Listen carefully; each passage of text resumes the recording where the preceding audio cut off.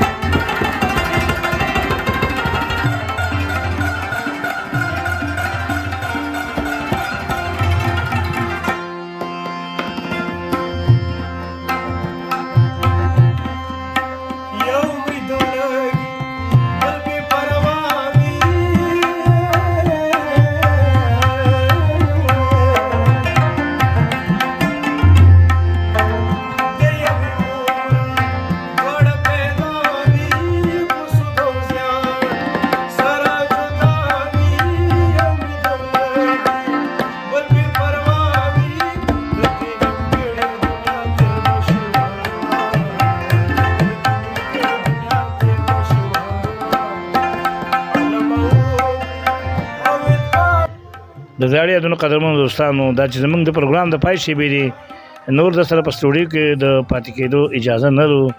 اوس دنه زه ډاکټر انجینر سید فضل الرحمن سیار پاچا چې بیا د یوې نوې خپرونې سره ستاسو په درانه خدمت کې حاضرېږم اجازه غواړم تاسو په لوی بخون کې او مهربان خدای سپارم په مخه مو ښه